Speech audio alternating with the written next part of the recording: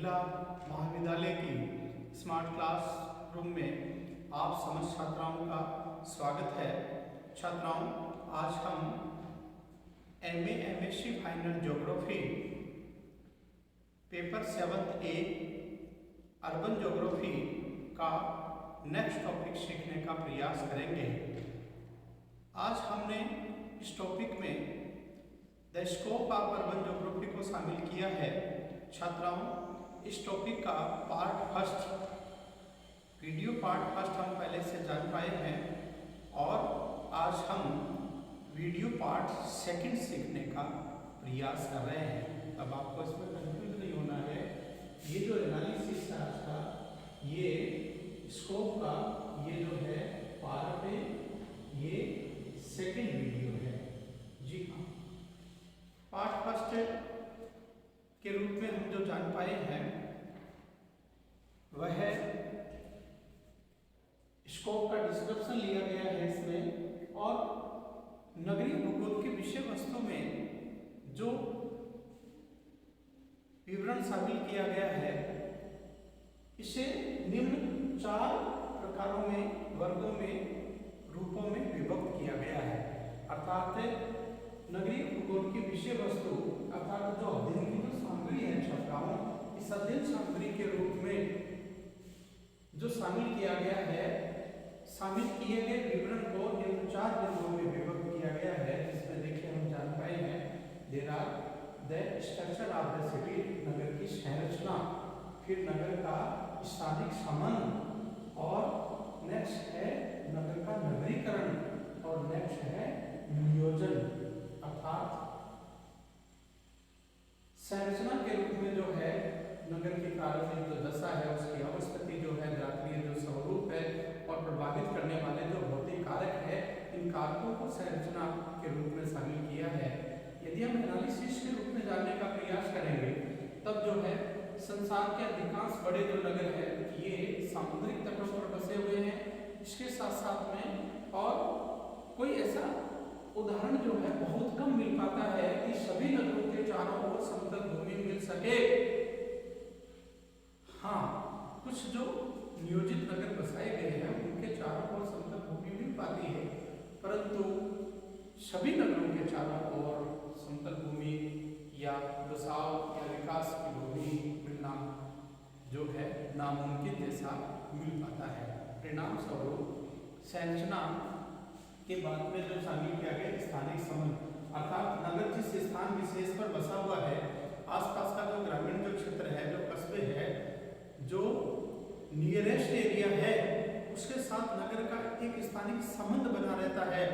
इस संबंध को हम जो है positive relationship for development of the city के रूप में शामिल करते हैं। और देखिए छात्राओं, स्थानिक संबंध के आधार पर ही किसी नगर इकाई का आधुनिक दशाओं के रूप में जो है विकास निश्चित निर्भर करता है। जिस नगर इकाई का स्थानिक संबंध बहुत दूर दराज क्षेत्रों तक पाया जाता है, का विकास शीघ्रता से बहुत अधिक क्षेत्र के रूप में होता है, और इस विकास के क्रम को ही छात्राओं नगरीकरण कहा जाता है। यूनिट फर्स्ट का एक सेपरेट ट्यूशन हम सीखने का प्रयास करेंगे।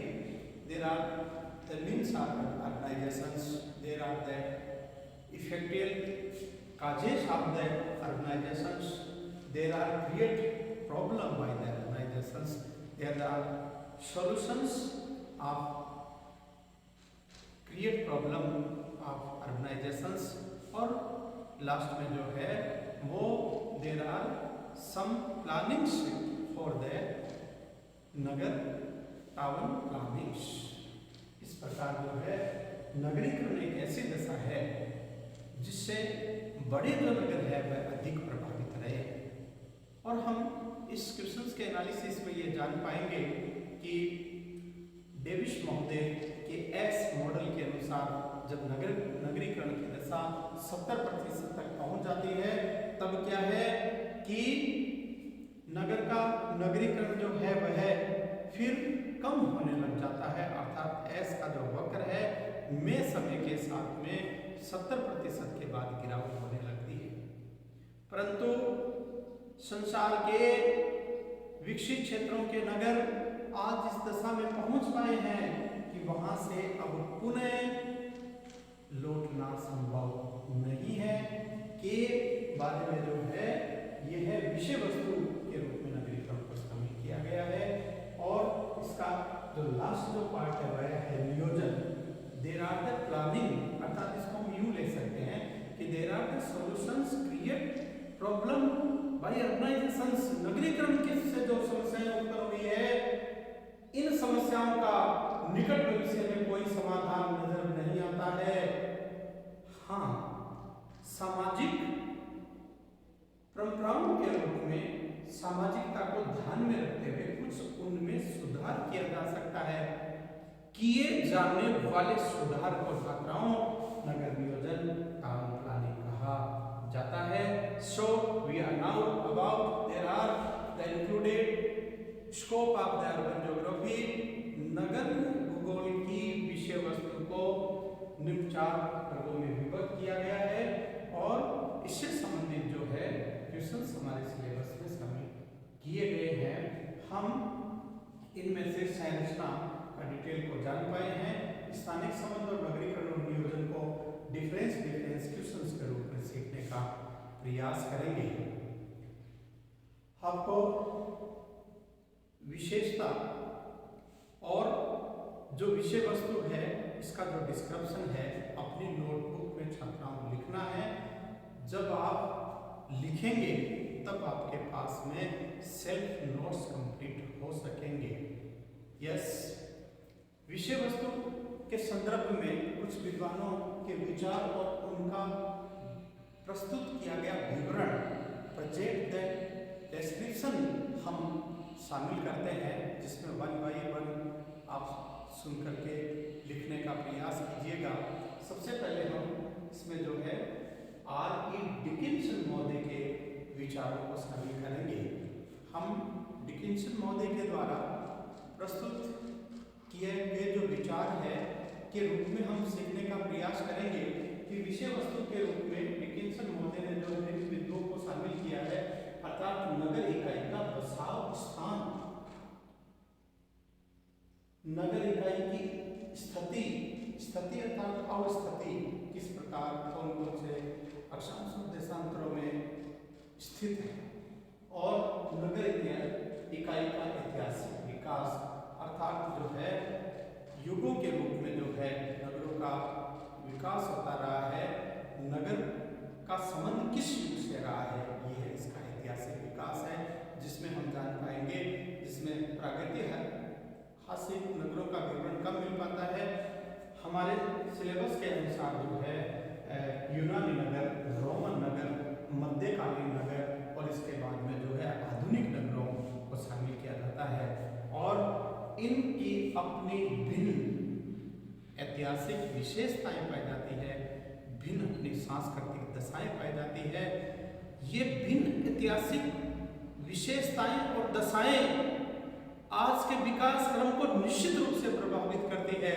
आज हम जान पाए हैं कि जो संसार के नगर जिनका नगरीकरण आज जो 70% से अधिक हुआ है का संबंध अनेक प्रकार की ऐतिहासिक घटनाओं और दशाओं से पाया जाता है, और इन नगरों का पूरा ढांचा, बसाव स्थान, बसाव की संरचना, स्थापत्य कला इतनी अधिक पुरातन पाई जाती है कि पुरातन कला के आधार पर पर्यटन उद्योगों का, पर्यटन क्षेत्रों का, नगरों का विकास हुआ है, और नगरों को आय प्राप्त होती है और नगर निरंतर विकास कर रहे हैं।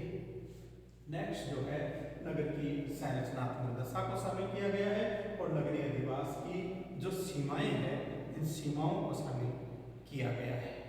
लिखिएगा, पॉइंट लिखिए। First, professor R.E. डिकिंसन के शब्दों में,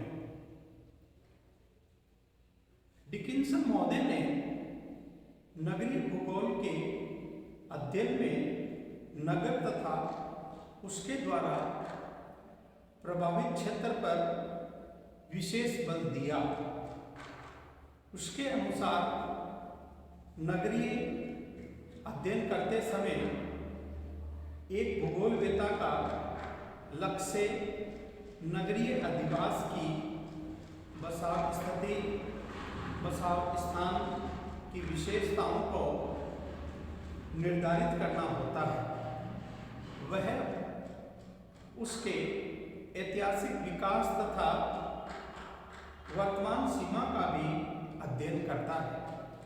विभिन्न नगरों में पाए जाने वाले आकार, स्वरूप, संरचना एवं प्रकार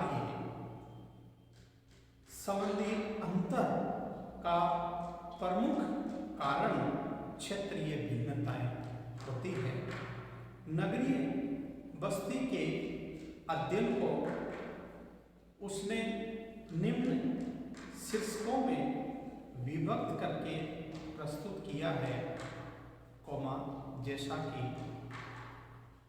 रोमन का फर्स्ट पॉइंट लिखिएगा, बसाव स्थान, बसाव स्थिति, अवस्थिति एवं नाभिकीय दशा।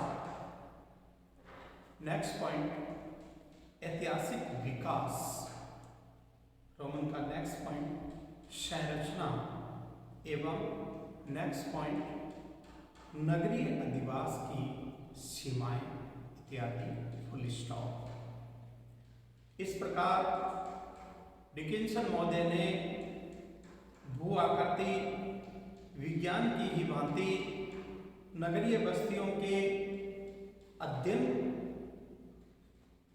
के भी 3 पक्ष स्वीकार किए हैं, अर्थात संरचना, प्रक्रम एवं अवस्था इत्यादि, फुल स्टॉप।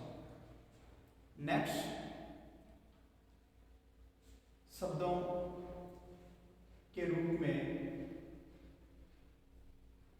नेक्स्ट पॉइंट लिखिएगा, लुईस मॉम्फोर्ड के अनुसार। यस, मॉम्फोर्ड महोदय ने नगरों की अवधारणा का सामाजिक पृष्ठभूमि में विश्लेषण प्रस्तुत किया है। उसके मतानुसार नगर धारक तथा चुंबक के रूप में कार्य करता है। स्मॉल सिंबल ए से पॉइंट नेक्स्ट लिखिएगा, धारक, कंटेनर्स। नगर विभिन्न भौतिक संरचनाओं, भवनों का समूह होता है जिसमें अनेक प्रकार के कार्य विकसित हो जाते हैं, फुल स्टॉप। नेक्स्ट पॉइंट, चुंबक इन बीच ब्रैकेट मैग्नेट के रूप में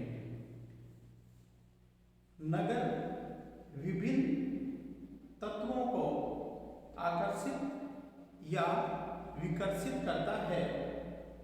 प्रादेशिक राजधानी के रूप में निकटवर्ती क्षेत्र से आदान प्रदान करता है।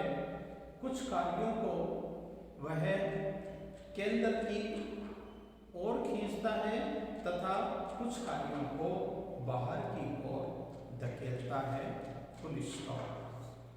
इस प्रकार हम जो आज के एनालिसिस में जान पाए हैं, हम पुनः जो है डिस्कस के रूप में जो है लुईस मॉम्फोर्ड महोदय के पॉइंट्स को शामिल करते हैं। सबसे पहले है धारक, कंटेनर्स। धारक देखिए एक इकाई है छात्राओं, और नगर इकाई को धारक के रूप में इसलिए शामिल किया गया है कि नगर में निश्चित रूप से धारण करने की, अर्थात जो है स्वीकार करने की क्षमता होती है। जो स्वीकार करने योग्य, धारण करने योग्य जो इकाई होती है उसको धारक के रूप में जाना जाता है। अर्थात देखिए, प्रारंभिक दशा में नगर का विकास एक छोटी इकाई के रूप में होता है। समय के साथ साथ में उसमें किसकी वृद्धि होती है? Peoples of the city, population of the city, लोगों की वृद्धि होती है, नगरीय जनसंख्या की वृद्धि होती है।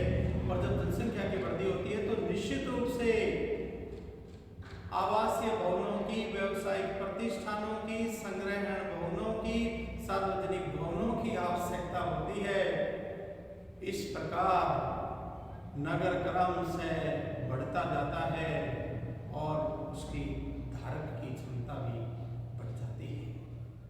अगले क्रम में चुंबक के रूप में जो है नगर में एक शक्ति पाई जाती है। हम इसे जो है यूनिट थर्ड का क्वेश्चन सीखने का प्रयास करेंगे, जो है आधारभूत शक्तियां एवं अनाधारभूत शक्तियां, अर्थात नगर के अंदर जो है सेंट्रिपिटल एंड सेंट्रीफ्यूगल फोर्सेस पाए जाते हैं और यही आधारभूत और अनाधारभूत जो शक्तियां हैं निरंतर नगर के विकास क्रम में सहायक होती है। हम एक क्वेश्चन के रूप में यूनिट थर्ड में जान पाएंगे कि कुछ ऐसी शक्तियां विकसित हो जाती है नगर के केंद्रीय भाग में, जो कि नगर की बाह्य परिधि और परिधि से दूर बसने वाले जो यहाँ के जो अधिवास है, ग्रामीण और नगरीय अधिवास और पे बाह्य परिधि में निवास करने वाले जो लोग हैं वो नगरीय केंद्र सेंट्रल प्लेस ऑफ सिटी की ओर आकर्षित करती रहती है। कुछ ऐसी दशाएं वहां विकसित होती रहती है जो सदैव आकर्षण का केंद्र बनी रहती है और नगर की बाह्य परिधि पर कुछ ऐसी शक्तियां विकसित हो जाती है जो कि नगर के केंद्रीय विकसित घने बसे क्षेत्र को जो है वह बाहर की ओर प्रस्थान करने, स्थानांतरण होने, पलायन होने, माइग्रेट होने के लिए आकर्षित करती रहती है। परिणाम स्वरूप दोनों ही शक्तियों के प्रभाव से नगर का निरंतर विकास होता रहता है। इसलिए पंफोर्ड महोदय के अनुसार प्रस्तुत किए गए विचारों में नगर एक धारक केंद्र के रूप में जो है सेवा प्रदान करता है और नगर एक जो है चुंबकीय इकाई के रूप में सेवा प्रदान करता है और चुंबकीय इकाई के रूप में उसमें एक शक्ति का विकास होता है। जी हाँ छात्राओं, हमें इंतजार रहेगा आपके कमेंट्स का, जिसके आधार पर हम आगामी परिवर्तन कर सकेंगे। धन्यवाद।